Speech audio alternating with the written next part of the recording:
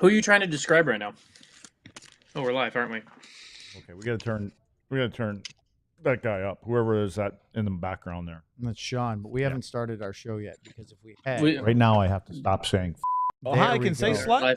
We are live. We are coming live. up on today's DLLS Stars show, we're not just going to curse or cuss or use foul language. In fact, we don't do any of those things ordinarily. But we are going to talk and maybe even have an argument or a debate about just how balanced and deep the Stars scores are. Plus, I'm going to make Ludwig roll his eyes at least once or twice when we talk about Gordie Howe Hat Tricks. Sean is going to give us a debrief on the massive new TV deal in Canada with the NHL and some big NHL news and notes here on a Wednesday on DLLS. Get ready, boys. Hey, Luds, pay attention to this countdown.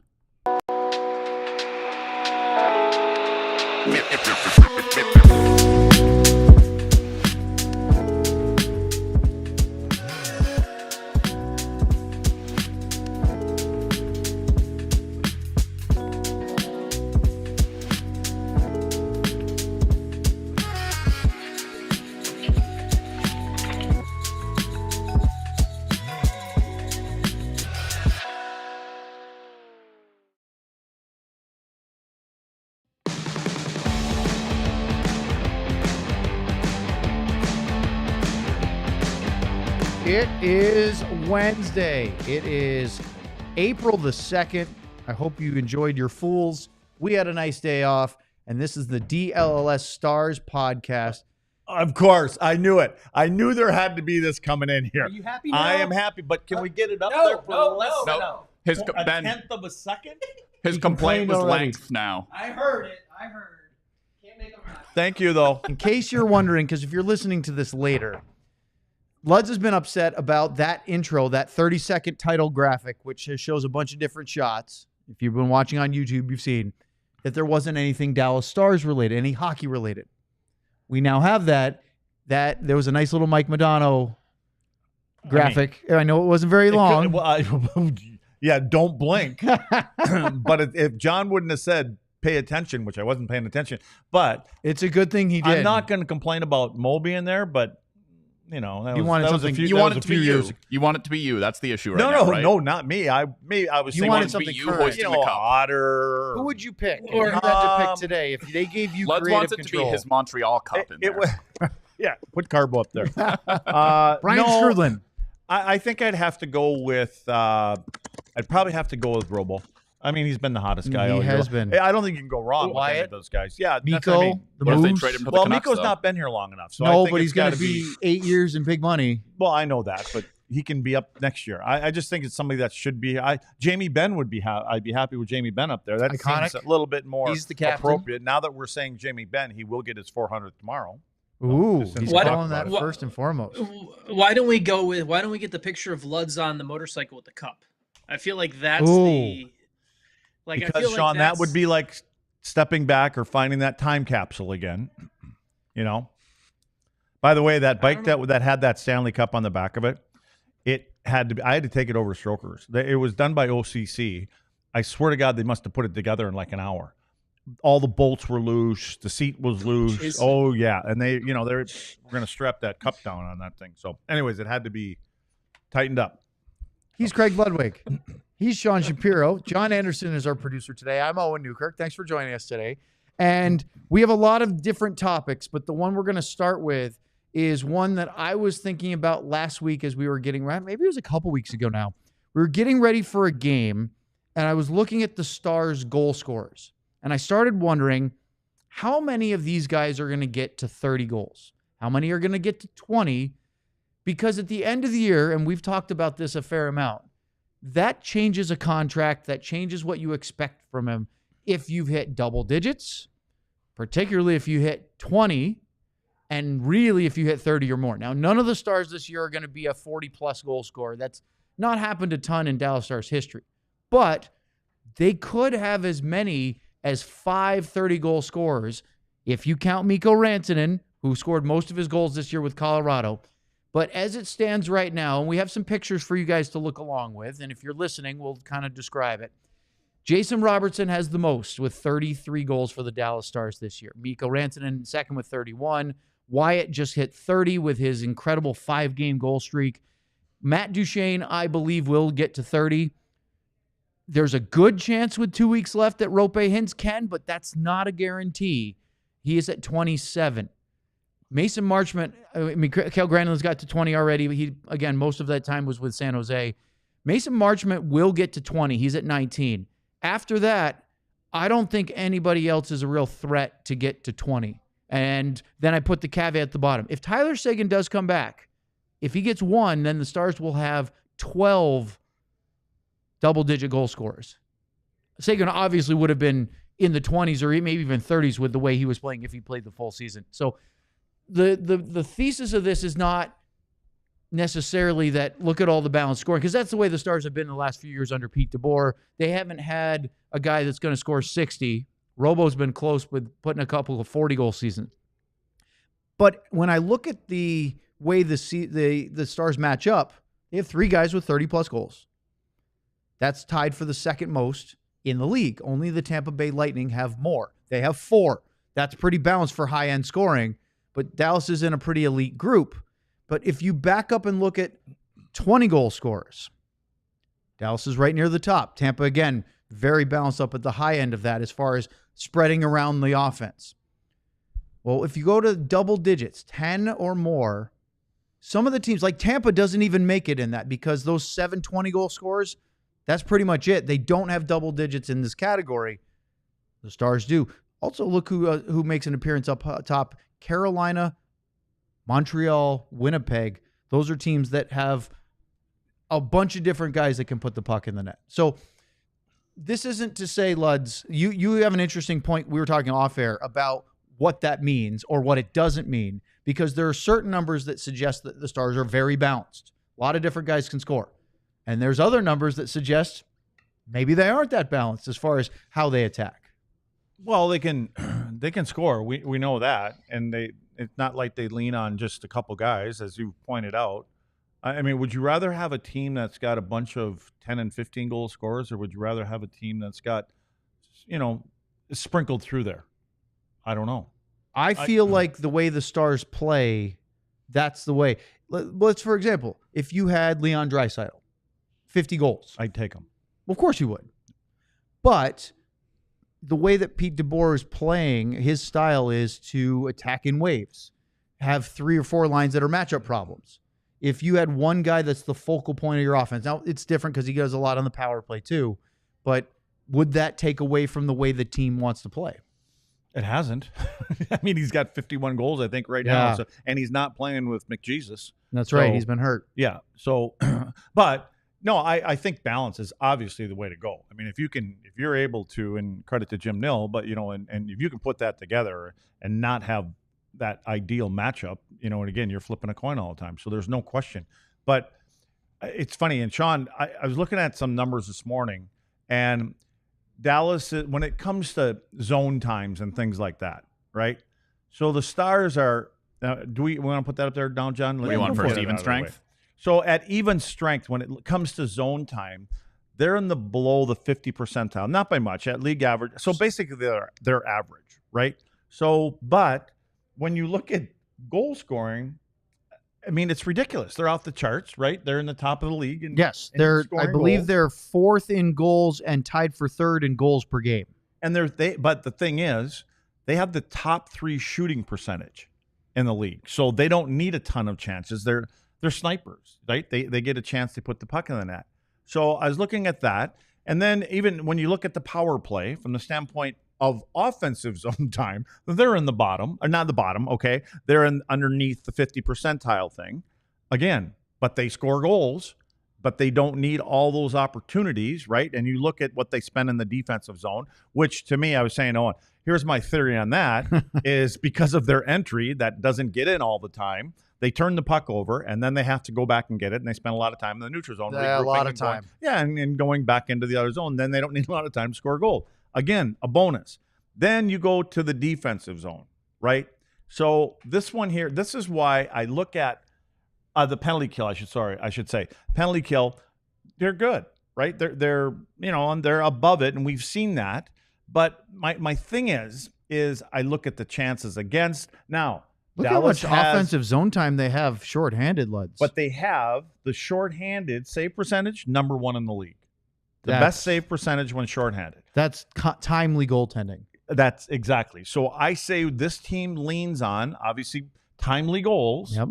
and timely goaltending. So there's a lot in the middle of that, though. So, Sean, do you look at that stuff and say, well, it's not a balanced? Is it a balanced team? I don't know if it's a balanced team because we look at the outnumbered rushes. We look at some of the high-quality chances. Does it really point to goaltending? Because to me, that's where I'm leaning on. Yeah, and Led, you talk about balanced teams, and I look at the NHL right now, and Owen talked about those other teams that are up there in the, like, if you told me, the Colorado Avalanche, right, you talk about them, and you're like, oh, man, they're a quote-unquote, the mantra or the kind of the reputation of them is they're a top-heavy team because of Mikko Rantanen and Cale Makar and all that stuff, right? But the Avalanche also have 11 double-digit goal scorers, if I remember correctly, Owen. So You are correct. It's, I think when you talk about this depth, and the Winnipeg Jets also have double-digit goal goal scorers, I believe, too, Owen. So They have 12, I think tied for the when most. we talk about depth, when we talk about depth and we talk about balance, I'm not sure as much as it's something that you are. I think it's more of a requirement more than a luxury. I think that's where I come at from this, Luds, where when we're talking about this, and if you're going to be a Stanley Cup contender, these are the things you have to do. And the teams that don't have the double digit goal scorers are the Tampa Bays of the world, where they have 4 guys with 40 plus. I think it's kind of more defining of what's a requirement and what's a luxury. I think the Stars are checking all those boxes of a Stanley Cup contender. I don't think these things are something they're doing completely different than other contenders, but it's why they're right in that mix and they're getting things done. It also, Luds, from a goaltending perspective, I think it's big. The Stars are getting the timely saves. They're getting all of that. But the number I'd love to see that we haven't really gotten really well from the data spot, Luds, and I'm going to pick your brain on this because you watch this team so closely and you watch the game itself. I'd be fascinated to see how they do with the time of possession along the boards there, right? Because I think we talk a lot about the neutral zone comes up now, and that's where the play is. But when I start thinking of the playoff hockey, and I think about all of these battles that are going to have to be won, I think about how 90% of the game is going to be played within 3 to 4 feet of the boards and everything like that. I'd be fascinated to see this and where the Stars compare amongst those other playoff teams of how they're doing in those board battles, how they're doing in that space, because that's the other element that I want to add to this. Of I have this, okay, all these contenders have this in common. Now, how can Dallas separate itself? And that's kind of where my hat goes as we look at all of these numbers, and I try to figure out what matters and what doesn't, because that's the thing about stats. If you show me a stat, you can show me 6 different ways to analyze it. So we have to figure out the right way to analyze it. And whether it matters or not. Well, here's important. the stat I'd like then, Sean. Yeah. The stat that I would like is hang time. Yeah. Because that's the reason they don't spend a ton of time along the walls, because you don't see them trying to make these passes to wingers because the wingers generally aren't there. They're taken off. And they're just how many flipping it. pucks do they Yeah. and they're so good at it. And I think that other teams, I've watched other teams try to do it. They don't do it with the same consistency. And when you have the speed that they have and you have the ability to finish, you can lob those pucks out there. And from a defenseman standpoint, it's scary as hell because we've seen a couple bounces. I've seen defensemen try to stand up and pick a bouncing puck off, and it results in something bad going the other way. So you're on your heels for defensemen in the neutral zone when you see 2 guys take off. Now, there has to be trust that your defensemen are going to get that done. I've seen a couple times with defensemen that have tried it. Nobody's as good at it as Essa. I mean, to me, he is the best. Thomas Harley, very rarely does he use the flipper. He uses a direct hard pass. But again, guys have taken off. Miro does that too. He either skates it or he does it mostly with his legs. Right. He won't flip it that much. No, but to me, he breaks things down with his legs and coverage and things like that. Thomas can pull the same thing off, but it's a direct pass. And I think that what's really important is that the forwards understand who's on the ice. And when it's Miro, I'm taking off and I can skate straight up the ice, and I know it's coming over my shoulder somehow. I got to start looking for it once I get just outside the defensive blue line. Now, with when Harley's out there, you got to be turned around because he's going to give me a direct pass for the most part. And if I find a little lane there, he can get it through there. Miro, a little different. So you have to know who you're playing with because Miro may skate it, so I can't just take off straight north because I've got to be in a position where I can be hitting the blue line at the same pace that Heiskanen is, and I don't want to get to the blue line and have to turn the brakes on because Miro is still skating up the ice. So it's important for the forwards to be able to read who's got the puck at that moment. I can go on and on and on, and I already did. No, you're doing great. We're going to talk more about this and then get into a category that might make Lud's roll his eyes, but that might not be a bad thing here on DLLS. It's the richest weekend in rodeo. It returns to Globe Field. Don't miss as the world's top rodeo athletes compete against the brightest rising stars in the sport for over $3 million in prize money. World champions Haley Kinsel, Stetson Wright, Jackie Crawford, and Casey Field return to Globe Life Field with an American rodeo title on the line. Come for the rodeo, stay for the party. Friday night features country music artist Bailey Zimmerman, and Saturday night is headlined by Riley Green. Get your tickets now at AmericanRodeo.com and get ready for a weekend of high-flying rodeo action and the best in country music. This isn't just another Texas rodeo. There's only one place to see every reigning world champion compete. Grab your boots and hat, and we'll see you at Globe Life Field April 11th and 12th. It's back-to-back nights of unmatched competition at the American Rodeo. Friday's the final qualifying round, where dreams are made or broken. Then Saturday, it's the championship round where the best of the best go head-to-head for the ultimate title. One weekend, 2 unforgettable nights in Arlington. Let's talk about Sleeper, the best fantasy league platform out there. Put your puck knowledge to the test or ball knowledge. It doesn't have to be puck, but it's a hockey show. We should talk about it. By picking whether your favorite or least favorite players will have more or less than their projected stats each week. For today, I was just skimming through the Sleeper app. Boy, Austin Matthews with more than 0.5 goals tonight against the Florida Panthers. That would yield you 2.09 times your money. That one's a real intriguing one. What about Alex Ovechkin getting another one after he scored last night? Well, if he did, if you go with more than 0.5 goals, Washington and Carolina, 2.16 times your money. If you think you have what it takes, new users can download the Sleeper app and use the code DLLS Stars to get $55 in free entries when you place a $5 contest. Apply it to any contest. Doesn't have to be your first. Terms and conditions apply. See Sleeper's terms of use for details. Currently operational in over 25 states. Check out Sleeper today. We're going to talk about Ovi in a little bit. But wait, I want to add a couple things. I want you to add, I was going to say, let's go back to that topic. The only other thing about 5-on-5 and all that kind of stuff. So Dallas is in the top 3 in giveaways. In other words, having the puck and giving it away. They're in the bottom 2 in hits. Okay, so all of these little things go back to what I was talking about. But shooting percentage, like I said, is 11.9. That's the best in the league. Give pucks away, don't hit, but you got the best shooting percentage in the league. Let me ask both of you this question. We constantly complain that they always try to make that extra pass, sometimes at the detriment of shooting it in great shooting positions because they're trying to get fancy and make an even better play. Do you think their shooting percentage is high because they're just great finishers, or is some of it because of the style of which they play? Skill. I think it's a skill. I think that's what you're asking. They have the skill. How many times do we say, shoot the puck, constantly? But their skill allows them to do that. The other thing is, I go back to the flipper again. When they do turn the pucks over, they're turning it over at the offensive blue line and below, down to the goal, in the offensive zone. They're not turning over in their own zones, which, again, cuts down on scoring chances against. But I still go to the save, like from, the penalty kill stuff. There's a big difference, Sean. How big of a difference and I'm talking about save percentage when you're killing a penalty, okay, for a goaltender. Is there a big difference in a 911 versus a 907? I know it doesn't sound like much. On the penalty kill, that is a big. I mean, that's a pretty big. That's for the penalty kill because of you're talking about sample size and the amount of shots to get there. It's not like you're taking all of them and the numbers can move.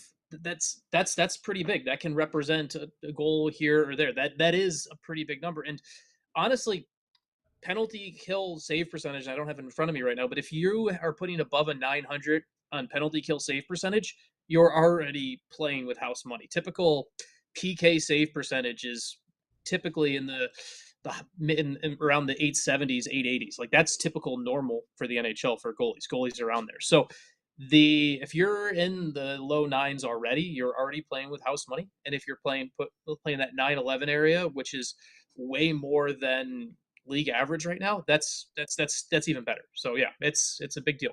Well, and here's the other 3 or 4. Tampa Bay 907 again. Yeah. I guess we look at Vasilevsky, right? The Ducks is 902, which is surprising to me, but I thought Gibson was hurt most of the year. But Dostal's been quite good. Yeah, okay. Yeah, and then you've got Carolina's 902, but we know how they play. Mm-hmm. And then the Kings are 902, the same. So that's and why they don't give up much defensively. No, they're really good at locking that in. Last night. They're a good team. Yeah, maybe not so much on the road, but at home. But if they can play home games, they're in really good shape. Before we get to my next topic, John, could you put the initial graphic of the Stars double-digit goal scorers, that list? Okay, so Luds, I'll ask you first, then we'll ask Sean. How many 30-goal scorers are the Stars going to have, including Rantanen and Granlund because of the trades? But if you do this now, how many 20 and 30-goal scorers do you think? Basically, another way to say it is, which guys that are in the 20s or in the teens are going to get to that next When tier? I look at who they're playing against down the stretch, because they have 8 games left. They have opportunities. They're not playing against elite teams in the league, right? Not even top 10 teams in the league. So Matt Duchene's getting there for sure. He's getting one. I think Rupe can get there too, but that's going to be it. If I just look at Rupe's such a playmaker, speed and things like that, but I think he's feeling it right now. So I will, just like I said, Ovechkin won't get there and he's going to get there. I'm going to say Rupe is not going to get there and he will get there. Let's just do that. Reverse psychology. Sean, what about you? Yeah, and I think Marchment is at 19, right? So yeah. I think he'll get to 20. I think Luds is spot on with the guys who are in the 20s that are going to get to 30. I think Marchment will get to 20. I think that's about it. I think we're going to see Marchment and then Hintz and Duchene get to 30.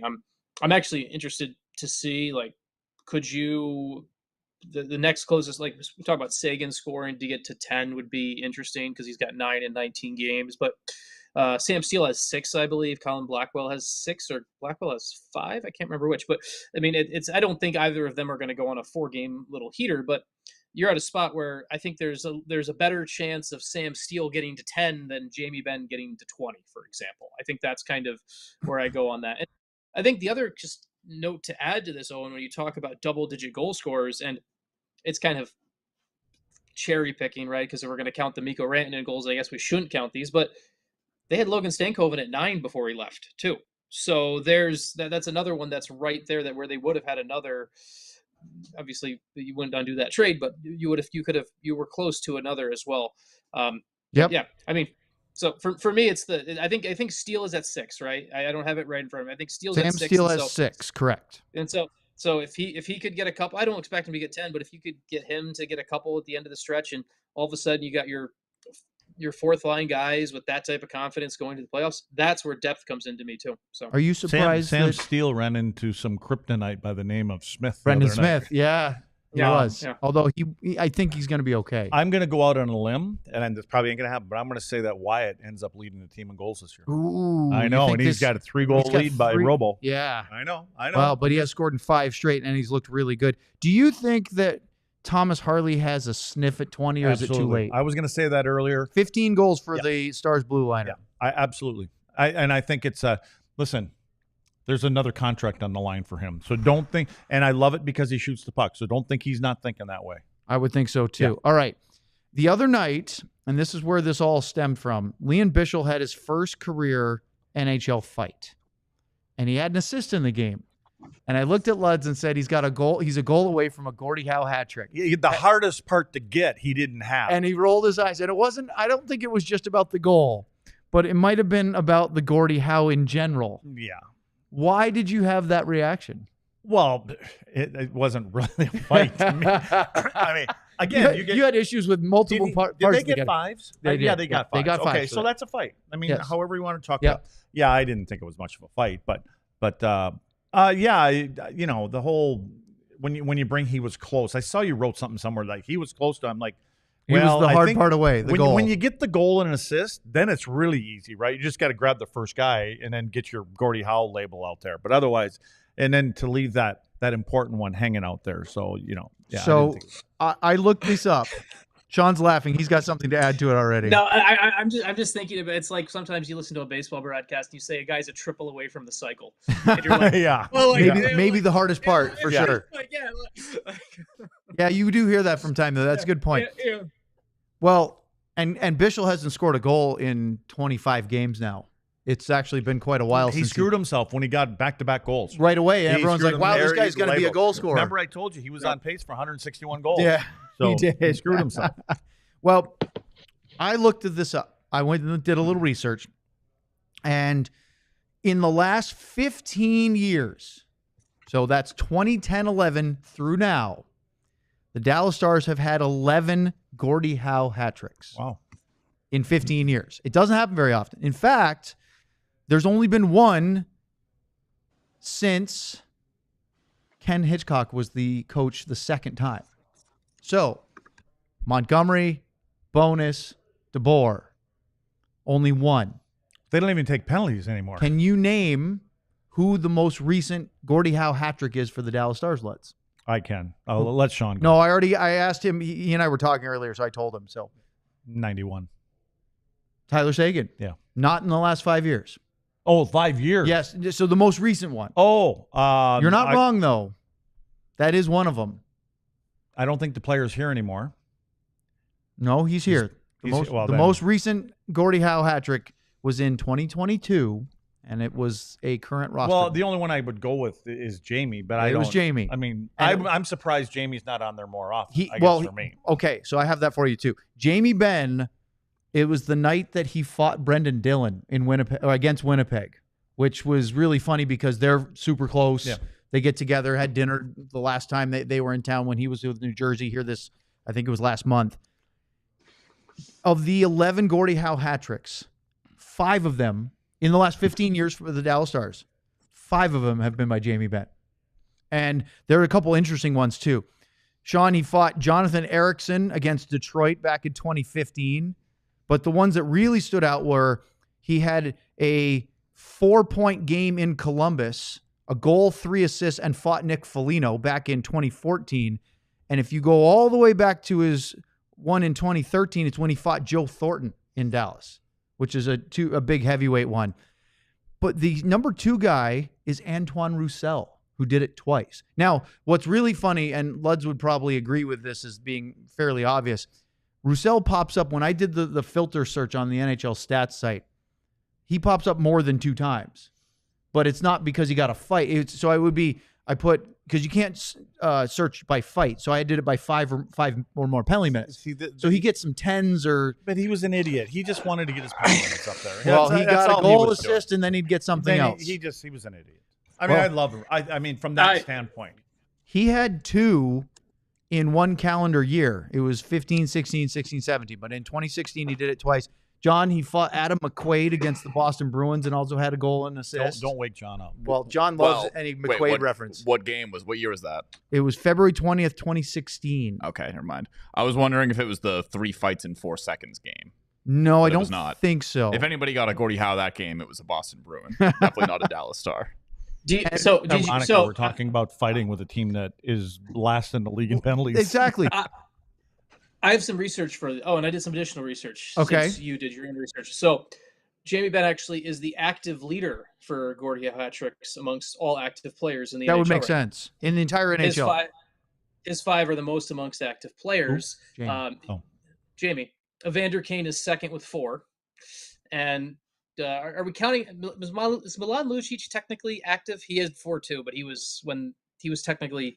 I don't know if he actually. He's trying to be active. Yes, I guess. I don't think he's retired, has he? Yeah. So Kane and Lucic had 4, and then Corey Perry and Marcus Foligno have 3. Sean, let me ask you. Active list. Yeah.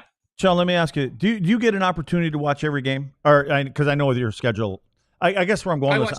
I was just going to ask you what thoughts on Jamie Benn. This season? The last 2 months, last month. I think he has been. We've seen more. more of the aging curve with Jamie for me. I think there's a little bit of the whole quote unquote renaissance that happened 2 years ago and everything like that. It was great and definitely gave him a little bit more spark and all of that stuff. But to me, his game is kind of aging as you'd expect it. And so I watch it and I see it as a player who we're seeing the wear and tear continue. We're seeing it go down. We're seeing him finding a way to play the game to his abilities now. And to me, that's not a bad thing. It doesn't look nearly as fun and as exciting. And so he has to play a smart game. He has to play that positionally sound game. And I think that's all been there, but he's not the old player he was. And I think it's been Jamie listening to his body in that way. And I don't look at that as a bad thing. You might look at that as a bad thing from a fan if you're watching outside and be like, I expect him to be this impact player every single night. That's not what he is anymore at this state. And so that's how I look at Jamie Benn right now. He's someone who is listening to his body more, even if he's not going to say that out loud. And he's playing the game that fits him more effectively that way. I've been thinking about this for a while because there's probably nobody on this team that I have more respect for and what he's done over his career and everything like that. And I love the guy. But I just wonder if he is pacing himself a little bit. Like that the playoffs are what we're seeing right now. I sure hope so. I know. I agree. You know, I agree. And I don't think any player is ever going to say they pace themselves. But I just wonder if he's trying to keep as much gas in the tank, get through the game, do what I need to do, be on the positive side of everything, win hockey games, lead as I lead, knowing that this is I don't have a lot of kicks at the can left, whatever that may be, and I want to be that best version of what I can be in Game 83 starts. I just want to. I don't know. You know who that's up to figure out too for Luds in the long term. And this, I think it's fine for where things are going right now in this season. But Jim Nill has been so adamant of Jamie's star for life. He's going to be a star for life and everything like that.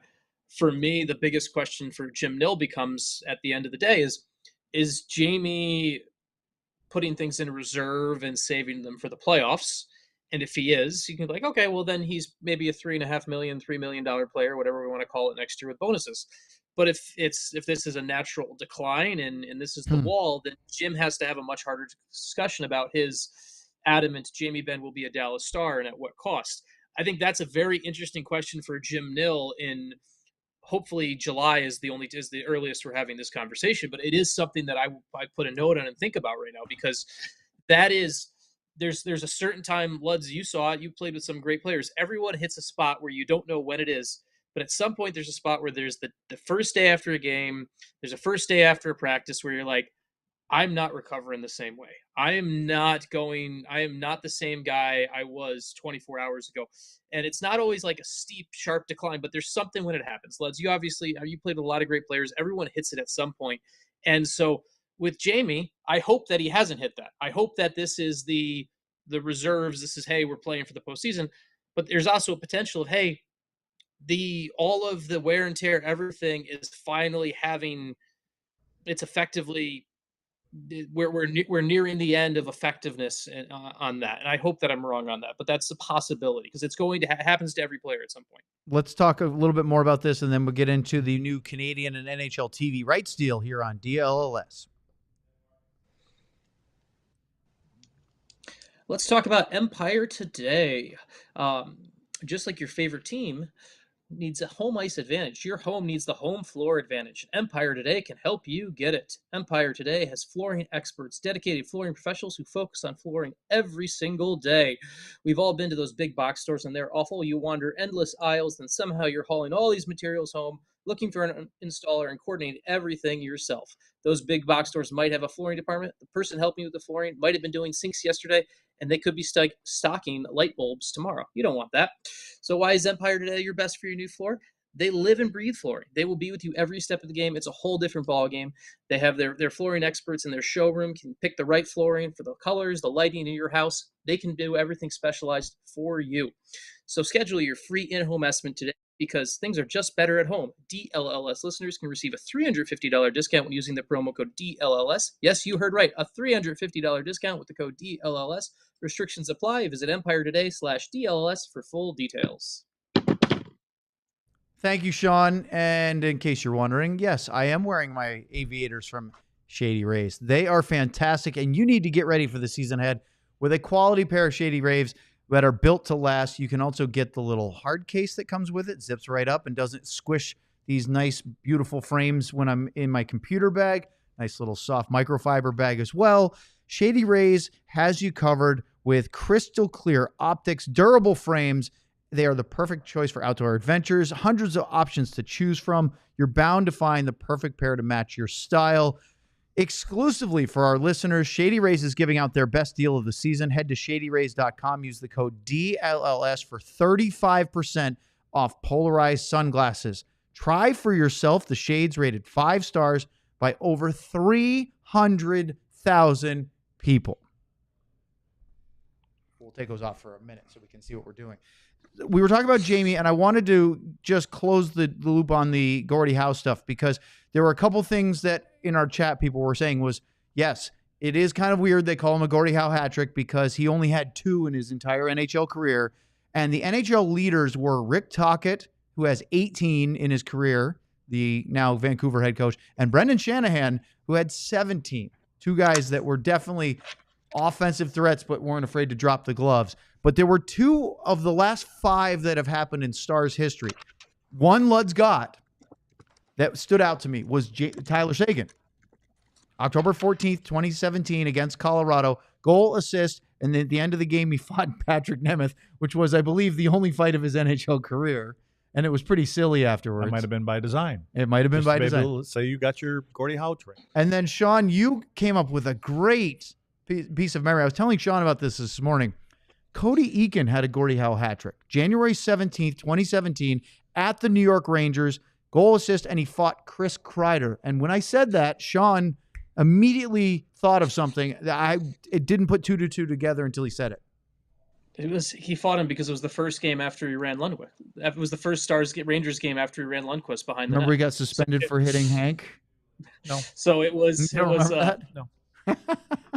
That was one of the great statistical oddities in that game, that Cody Eakin running Lundqvist game, because Lundqvist got pulled for the concussion spotter. The Rangers still posted a shutout, and Lundqvist didn't get the shutout officially because he missed about 6 minutes or whatever it was for the to be out for the concussion spotter. So Henrik Lundqvist's career numbers and Hall of Fame is one less shutout because of what Cody Eakin did in that game. So I guess that's what the fight was about. So, Sean, was that was Al Montoya the backup then?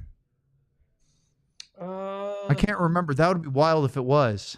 I don't think now he works was. for the Stars, but I don't remember. I don't think I'd have to go look it up. I don't think so. The other one I want to throw to Luds on this go. So Jamie's got the 5 Gordie Howe hat tricks. That's the most of all-time current players right now. The record for Stars franchise history is the record is 6. Jamie is one away from tying the franchise record. I'd be curious if Luds could guess the other 2 the 2 that have the 6. And I'll give you a hint. One of them was a teammate of yours, and one was not, I believe. Now, are we going just Dallas Stars? Are you talking about in Minnesota also? They neither of these guys played in Dallas. Neither of them played in Dallas. So there's your answer, Minnesota. Yes. Basil McRae? No, it is. Or was McCarthy? No, it wouldn't have been what I was playing. I would say McCarthy. I'll give you the other hint. I'll give you is the one guy you won a cup with in Montreal.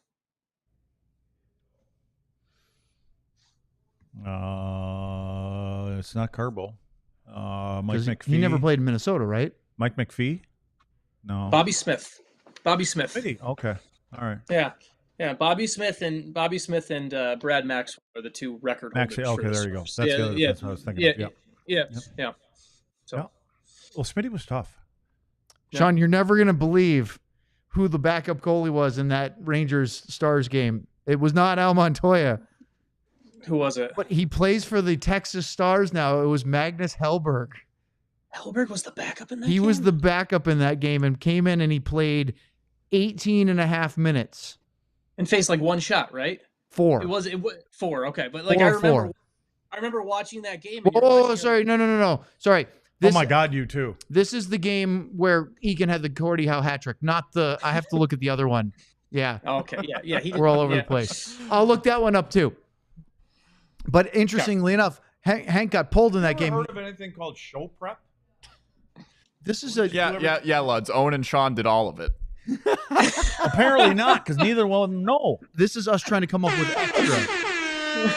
In that game, he got pulled because the Stars scored 7 on him, and that's why Hellberg came in. So totally different thing. That's a different one. Yes. All right. So Sean, big news came out. The official press release was this morning, but it was leaked a day or so ago that Rogers, who owns Sportsnet, thank you, the Chicken Man, the gambler, and the NHL are going to do a new TV deal. 12 years, $11 billion.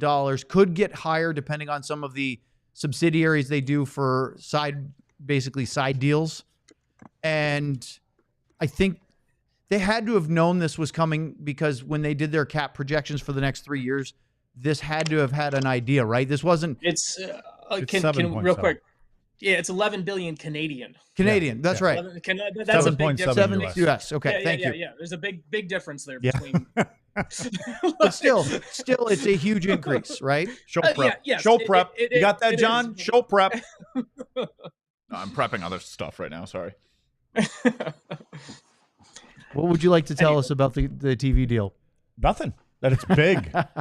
Economy money. Corner with I'm Craig wondering if they're Ludwig. hiring. They might be. Go ahead, John. You got to give Craig Button a call. Our former, what do we call that guy? Remote guy. What did he Our do? guest? Yeah, our guest. That's A guest. Well, he was remote. Remote guy. You know, this stuff ain't funny. Whoa, what are you doing? Oh, we're not past the time. We're not even close to past it. We haven't even done the Die Hard. Oh man, the remote guy. No dumb button, Sean. Sam's not This here. Mountain Dew voltage I'm drinking. I'm Had a telling big you. dinner tonight at Bob's Chop Shop there. Or Bob's Steakhouse, Sean. I'm kinda We need getting one of ready. those big Mountain Dew wave animations that crashes over the screen. Yeah. I'm the still voltage. I'm still This is laughing. the lightning bolts voltage. All right, Anyways. so what is let me ask again. What does this TV rights deal for Canada do for the NHL, the salary cap, the players, all the things? Well, it double. I mean, it's Psychedelics. Yes, psychedelics. It definitely helps with the revenue. It helps with the hockey related revenue, that HRR we hear about all the time. It's, to me, it's the number. And I talked to a bunch of people who work in the sports media rights industry about this last week, actually. And one of the bigger things that was surprising was Rogers paid this much during their exclusive window. It never went to a full open bid. And one of the biggest kind of things that's assumed is that this is because Amazon was probably going to make a very large bid for the whole package. Amazon has the Monday night game. They've got the Thursday whip around show, but Amazon was potentially going to make a larger bid for all of that. And I spoke to some people who now, when it comes to the American TV, most of our viewers and listeners on this show are probably watching games in the United States. There's a big belief that Amazon is going to make a heavy push into the next TV rights deal for the United States. They're going to push and challenge Turner and ESPN for those. And so that's more of my bigger takeaway of this is the looming threat of Amazon making a play once that contract bid became open is why Rogers and the NHL came to such a deal right now. The other thing that I will throw out that I just think is foolish on the NHL's part, because I think it's one thing to talk about all this money's great. Who signs a 12-year deal for anything? Just I get sick of the 12. Like, you talk about the valuation and we hear, oh my God, TV right values go up all the time. Why would you sign a 12-year deal for anything? You're completely capping your ability to make money on this in the long term. I don't know. It worked out for Rick DiPietro. Well, Rick DiPietro is one person and a human being with health that goes up and down. This NHL league is allegedly going to be something that's still around and that's going to keep going and needs to make more money. So what happens, Sean, in the next few years if the NHL expands? It's a great deal. It's a great deal for Rogers. They got more content for the same amount of money. Yeah. So I shock you, like but I have a little listening. That's okay. Yeah. That's all right. Just don't swear. Okay. Yeah. No, but it's an interesting point, right? Why would a player sign an 8-year deal at his current market value if he thinks that a 4-year deal is going to lead to a Correct. even bigger deal 4 years from now. And that's always a comparison of, do you sign for the max? Why or why not? And there's a big difference, Owen, between Security? a Right. player. Well, there's a big difference between a player doing it, where there's a human element, where you could get hurt and you could do this. And yes, the NHL business could take a hit and all of that stuff, and that could hurt, and you could be protecting yourself in theory. But the reality is, the NHL is a league where they're lining up probably over $1 billion in expansion fees to get to go to lead teams 33 and 34 at some point here. So if that's where your trajectory is going, and you have another TV deal that's going to expire in about 3 years, I think it is, with ESPN and Turner, might be off by a year. Shouldn't you use that and this to kind of keep setting each other up to keep making more and more money? To me, it's a little bit of a short-sighted economic play by the NHL to give out a 12-year deal on this. And I know I'm getting caught in the weeds on it, but the reality is, it's great that they doubled the money that they're going to get. But that number is, like we always say, like, oh man, the cap's going to go up. The Wyatt Johnston's deal is going to look great in 3 years. Well, this deal is going to look great for Rogers in 4 years. So, Yeah, it'll be interesting to see if that will change down the road. I know that maybe from the commissioner's standpoint, the long-term security is a reason. And by the way, that's up there because they're talking about you being a New York Mets fan all of a sudden in the chat. So go figure. I mean, it's Bobby Bonilla. We're talking about Bobby Bonilla. Is that what's happening? That's pretty much where it started with. Yep. I mean, yeah. I mean, deferred salaries have been going on for a long time. I mean, unfortunately, Sam's not here for me to try to get him to say the word Shohei Ohtani, but isn't Shohei Ohtani going to be making like $1 million, something like for the next 50 years? He's going to be getting something on July 1st. So it's going to be a while. Up next, let's talk about some NHL news and notes. And I want to get these 2 weeks out predictions of playoffs, who wins and who out, next here on DLLS. But first, let's talk about being a diehard. We have, of course, that QR code on the screen. If you scan it, it will take you to the diehard page on our website, alldlls.com. Make sure that you go to there if you haven't become a diehard already. Sign up, because there are a lot of great features of being a diehard. One of the big ones right now is our DLLS golf tournament. If you're a diehard, you get 20% off of the cost to be part of our inaugural Lone Star Open at Stevens Park, April 25th. It's a 9 a.m. shotgun start, as you can see. And guess what's on the page today? Well, don't guess. I'll tell you. Not only is Sean Shapiro available, and Sean, you can certainly make your pitch as to why somebody should want to play golf with you as a foursome, but we've also added a half of a foursome with John Radigan, host of the DLLS Rangers show, and his son are going to play. So 2 more players can buy in on that. And DLLS Rangers writer and show co-host Jeff Wilson is also available now, along with Sean. They've already bought the foursome with Luds. They've already bought the one with me. Sean is still available if you want to play golf with Sean in late April. I will say this. The group, whatever foursome I'm in, we will have more fun than the Rangers foursome. I'll put it that way. So how about that? No one can beat whoever got Luds is gonna. I just can't compete with that. And you know who I'm bringing? One of my kids. I am. It's going to be A what? Sugar honey iced tea show. You already said it once. I feel like when you say it once in a show, you might as well just let them rip. No. I'm just following the rules. I thought we were over the time limit. If you sign the I can say 3 slut. o'clock yet. So there's no way we're over the time limit. What time limit? Oh, his time limit. Time limit. He said, "Go ahead, go for it," and I abstained. Very good. Your self-control is unmatched. Yeah, Luds, I thought you said you turned a new leaf as far as swearing on the show goes. You said that last week. Unfortunately, my leaves are tainted on both sides. He lost it as soon as he said that remote guy. Let's talk about one of the perks of being a diehard. You get discounts on merchandise. You also get a free T-shirt if you sign up for your first year. And look at that. Mine, I think, is going to be delivered this weekend. It's out for sale or out for delivery, or it's being shipped, or whatever they call it. Coming from the United Kingdom, or where are they made? Honestly, it could be coming from Timbuktu. I'm not sure. But I do know that it's supposed to be delivered this weekend. So that means next week I will be wearing that on the show if everything goes according to plan. It's a great Finnish Mafia shirt. The Rangers have a couple new T-shirts for baseball season.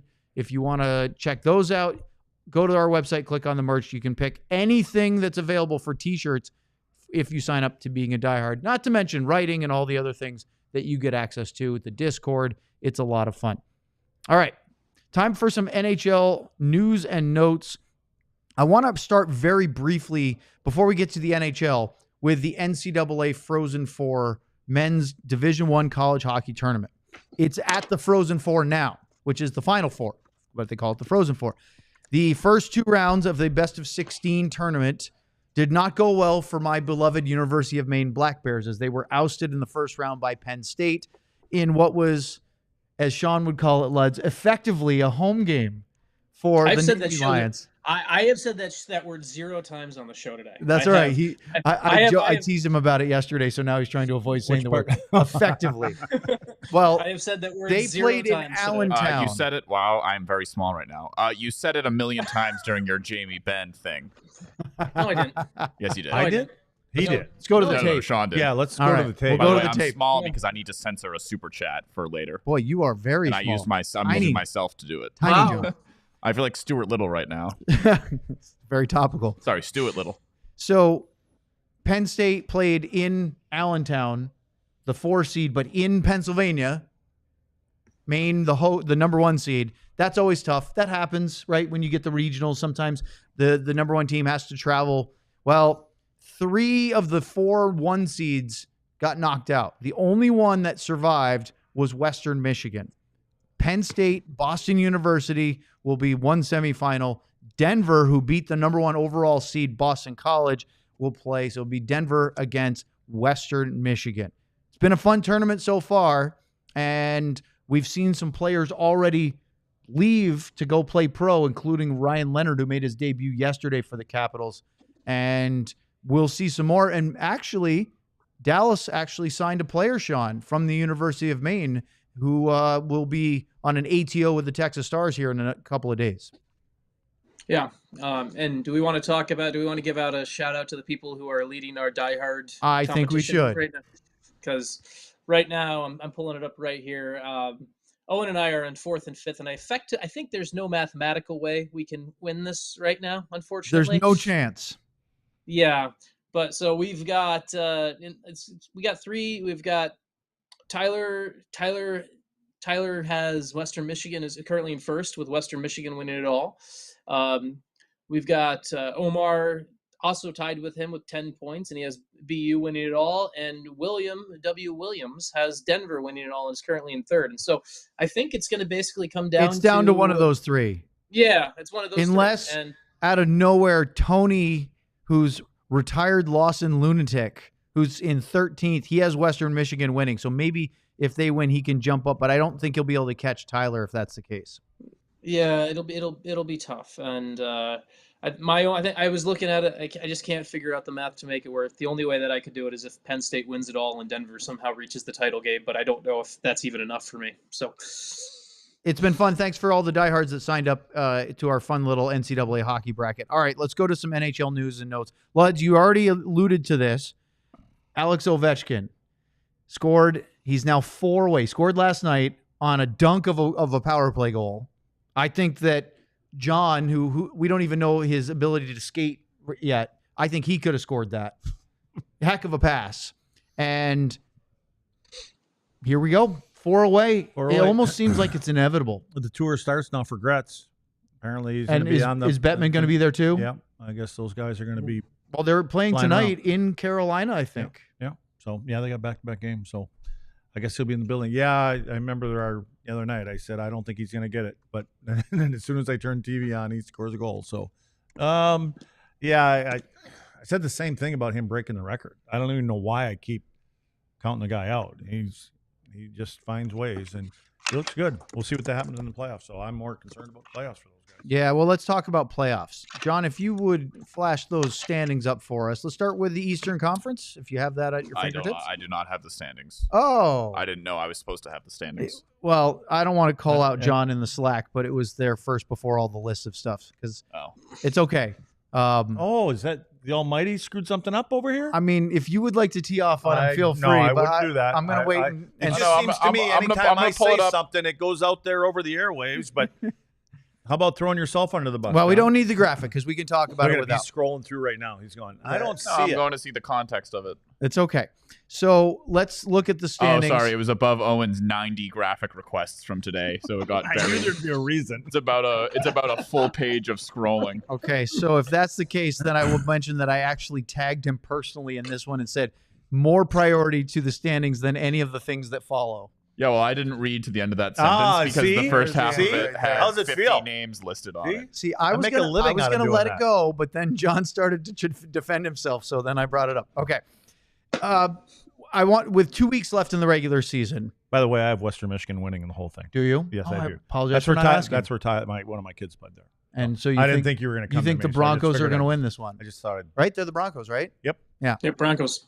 I thought I had Fun that team. right. Fun. I fun said team to that watch. very not confidently. Luds in the East. Boy, Ottawa is really looking like they're going to make the playoffs. I think they're all set. They're 5 points up. I don't even think it's a question mark now. With I 2 think weeks both to go. conferences are set. So you think Montreal is Yep. going to hold off Columbus? Yep. And the Rangers, who are only 2 points back each. Yep. Remember, the Rangers have the tiebreaker by a mile. There's something about Montreal and where they're at and how they won last night and Again against the Florida Panthers. Well, they just seem to own them. 3 seconds left to go. Suzuki wrap around and then he gets one in OT. I think they're just kind of on that. And when things are going well in Montreal for them, I think they're going to find out. I don't know how you feel about Montembeault, Sean, but I mean he looks pretty good to me. Yeah, and I he's been good. And the other thing that comes to me on this is I just looked at this morning. Amongst the remaining strength of schedule for every team in the NHL, Columbus has the 4th hardest remaining schedule of any team in the league. Montreal has the second easiest schedule remaining of any team in the league. So for me, you look at that, you look at the games in hand. It's the points in hand right now. I have a hard time seeing Montreal missing, and there's something to be said about the way they won the game last night, the way they battled back and everything. When that stuff starts rolling together, it's hard to me, there's something to all of this. So Yeah, and living in that city and not probably expecting to be there and everything that goes on and everywhere they go, they're getting it, in a positive way. So I think it's going to be their time to get in. And what happens when they get in, and that's a different story. If they get in this year, at least they will have the lowest goal differential of any playoff team. The other one that's right there is Calgary because they're both at minus 25. I don't think Calgary's going to get in, which we'll get to that in a second. So I'm still not sold that it's going to be Montreal. I agree with Luds that they seem to be the team, but there's something about Columbus they won't go away, and they're only 2 points behind, and they have a game in hand. So I'm not ready to write them off. My question to you is, who's going to win the Atlantic? Because you've got Toronto, Tampa, and Florida all within 2 points with the same number of games played. Are the Leafs going to win the division? I think the Leafs win it. Tampa? What do you think, guys? You said Leafs? I think Tampa's playing great right now. And I think Tampa's won 4 in a row. I think Kucherov is, to say that he's taken the next step. If you watch the game last night with him, he's just magic out there, what he's doing right now. You can tell the whole team is feeling it. But yeah, I as far as that goes, it seems that Washington's going to be first in the East. Yeah. So you're fighting to avoid one of the other 3 teams in your top 3. So if you're Toronto, Tampa, or Florida, would you rather play Ottawa, who most likely will be the first wild card, than either of the other 2 that you're battling for that division? Well, I will say, I already told you this before. I have in the conference finals, I have Tampa Bay and Carolina. That's who I have in the conference final. So I don't know what I'm saying. I have no idea why I'm doing that either. I like the way Tampa's playing at this time of the year. I like the pedigree, from the coaches and everything else. I just think they feel like they're, and I don't even know, Sean, again, back to you. I don't know if Vasilevsky's been playing his best hockey. There's times I watch him and there's goals that you normally wouldn't see go in. So I don't know. I mean, but again, a guy like that, it seems to me when the playoffs click in. Hold that thought, John. Oh, boy. We have a few things to get to and a couple super chats. So we're going to do that next. But thank you to everybody who tuned in today on our television platforms. Make sure to like and subscribe here on the pod and check out alldlls.com. Okay. And on that one, just for me, my one thought, and I'm going to give it to Tampa to win the division more so. I just look at all 3 teams' schedules, and the Lightning have the luxury of playing Buffalo twice, Detroit, the Rangers twice. So those 5, like that to me is your 3 team. You've got games against teams that are bad. You got games against teams that are going to be, that might be battling on paper to still get in, but are effectively going to be given their death notice for the season sooner than later. So that to me is the light. That's why I have Tampa winning the division. The only reason Tampa's not way ahead is because they're 500 on the road. They have a astonishingly good home record. They're 27-8-2 at Amalie Arena, 17-17-3 for a team that good. I'm surprised. There were games that Vasilevsky gave up a lot of goals, too, like uncharacteristic goals during the season. Not lately, but during the season. All right, let's switch to the Western Conference. The battle between the Jets and the Stars, I want to wait until next week to dive into this because the situation could change. Look, Dallas has won 6 in a row. Winnipeg lost last night, so it's down. It's a 4-point gap. The Stars have a game in hand. If they win the game in hand and the head-to-head, they could tie them. Right now, the first tiebreaker, which is regulation wins, is tied each with 40. They're both incredibly good teams. It is possible that Dallas catches the Jets, but we'll see what happens a week from now when we lead up to that Jets game as to whether that happens. What the big thing, I think, is Dallas has helped separate themselves from Colorado. It really would be a feat because they have an 8-point lead with 8 games left, 7 for Colorado. I don't see the Avs catching them there.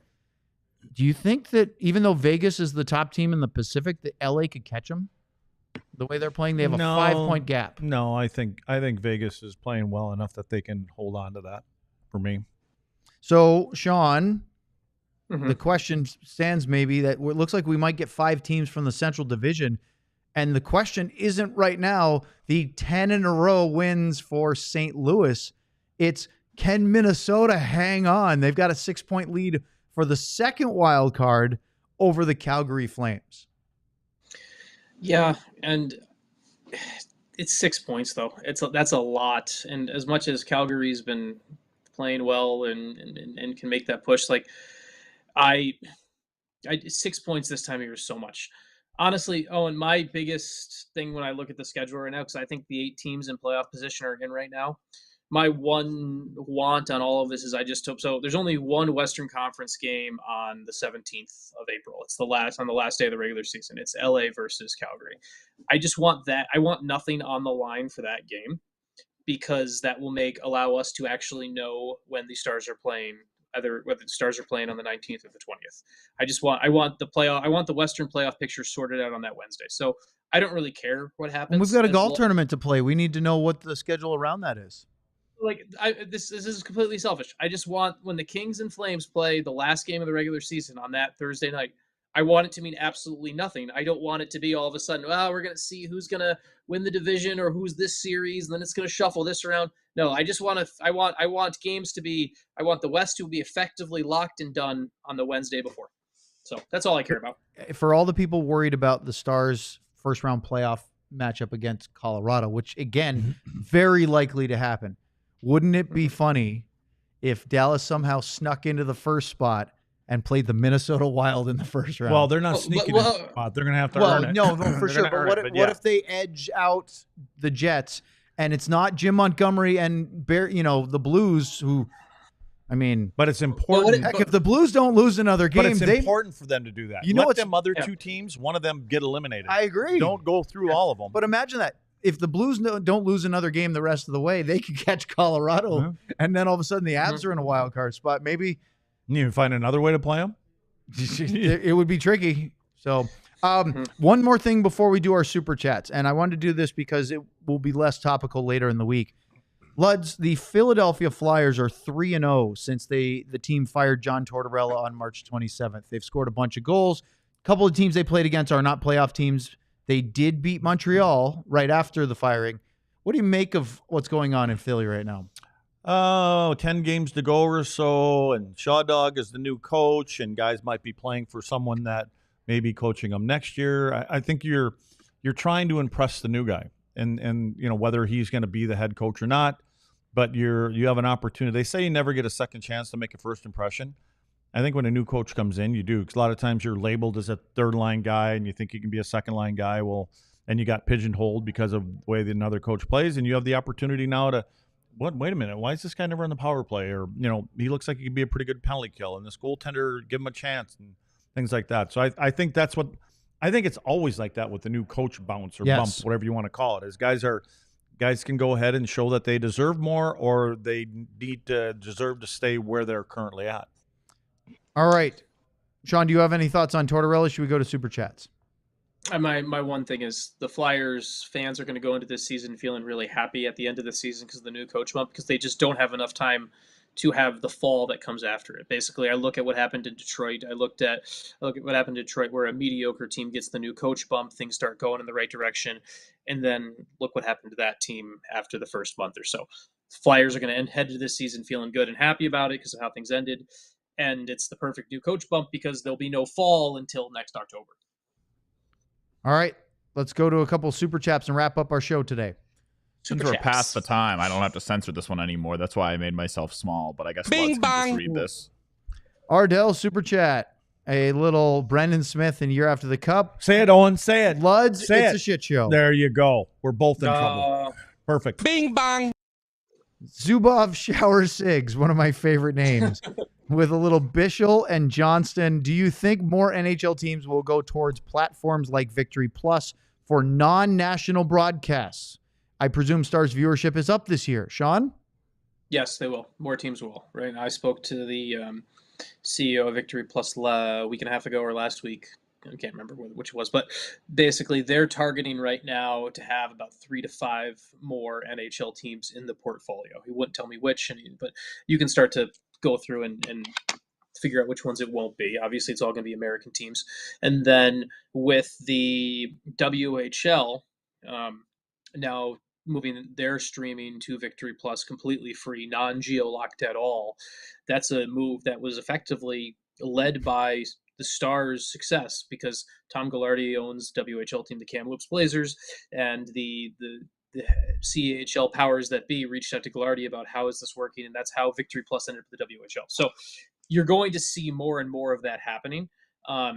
There's a couple of teams that I know Victory Plus is targeting, and they are looking at, and those teams are looking at Victory Plus, and they're just kind of in that weird, how does your current TV deal go right now? But Stars viewership is trending, it's going up, and they're making money, which is the thing that honestly, I don't know if I would have expected that before the season, because everyone we talked about going to this free platform and you change things around, the big question was, is this going to make business sense? Is this going to make financial sense?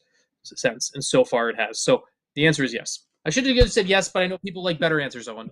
I appreciate it, Sean. I'm not the one that's impatient. It's only this guy. I'm not impatient. I think you effectively summed it up very eloquently. You were using your microphone as a headrest. You guys are getting so giggly over there. Yeah, well, it's because anytime I hear you say effectively now, I start to laugh and I see Luds put his head down. So, Burned Oils. I don't hear it. With a Smith and a 13.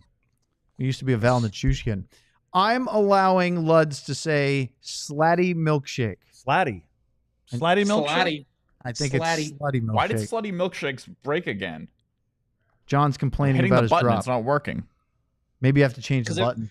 Because it's the Slatty button. Are you hitting the Slatty button? I have to set it to Wumbo.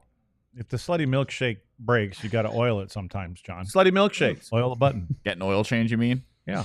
Just give it a little squirt of oil. We've got another one. I know we have at least one more. Where are we? We have 2 more. 2 more, man. Bing bong. Piling up at the end of a weekday. I Love Misty 1985 with a Masterton and a 99 Cup year. This is in relation to T Farmer's lost super chat from Monday night that for some reason showed up on YouTube but not in the software. Yeah. T Farmer's eloquent super chat from Monday. If Razor's unhinged thesaurus twisting didn't seize my attention, I'd drift into sleep, conjuring vivid dreams of tender blueberry sprouts unfurling in the gentle embrace of spring. That you're allowed to tune out on and go, what? Well, as soon as I saw thesaurus, I knew I was not part of this conversation. Just like sitting next to Razor on the plane. And you know Razor studies words on the plane. Oh, I believe it. He does. Oh, yeah. He's very good at what he does. He puts his work in. That's for sure. Jordan, a.k.a. Talk Hockey with me, with a little Haskin in 99. Thank you for always being fun and informative. I'm always smarter after listening to the DLLS Stars pod. Go Stars and give Luds a slutty milkshake. Slutty milkshake. milkshake on my way home. Why not? On the way to Bob's Chop House. I think you should. I think I should. So we have a show tomorrow. It's a game show. A show that is a game. We have a pre-game show. Yeah, we haven't done the game show yet, Luds. We should probably do that at some point during the summer. Have some fun. We'll set up a Stars Jeopardy or something at some point, but not today. Tomorrow, it's the Nashville Predators. 7 o'clock game, 6:15 pre-game show. Sean will be here for that. Luds will be here for that. I'll be here for that. John will be here. All four of us. No Sam. Sam is recovering and is hoping to come They back. got lit up for 8, I believe it is, last night, too. Boy, did they? Oh, jeez. Yeah. And then scored a couple at the end. You know what? There Was it 8-4 might final? be 3 guys hitting 30. You never know. I was just gonna say, what do you make of the Nashville Predators? Maybe Duchesne and Hintz both hit 30 by Like tomorrow. we get a hat trick from Hintz tomorrow. midnight. What Maybe. if you think you're not? Here's Hopefully they're not thinking like this. what do you We think can is think more like this. likely? Jamie gets number 400, I already called it. or That's the Mikko likeliest. gets his first home goal. The both of them. Like all the above. I'm going with the both of them. Sean, he's calling a buffet of goals for the Stars. Is who's in goal tomorrow for Nashville? After Who's in goal tomorrow? Like, is it Saros? is it Saros? Is it because it's the other kid or whatever his name is that I they don't traded know. for? Put Trotz in Colorado? that. I mean, I don't think it's going to matter. They're playing out the string, but the Stars are coming off a 4-for-4 road trip. So, trap game? Not if you're chasing down Winnipeg, it shouldn't be. No, it's not. That's the nice thing about these teams that they're playing. There's something bigger out there for them. Yeah, and they the focus is there. You hope that's the case. That's going to do it for us. Thank you for joining us on this Wednesday afternoon. We have a full game production tomorrow, pregame, postgame, you name it. Until then, for Sean, Luds, and John, I'm Owen. Enjoy the rest of your Wednesday. Thanks for joining us here on DLLS. He's going to finish his chicks. We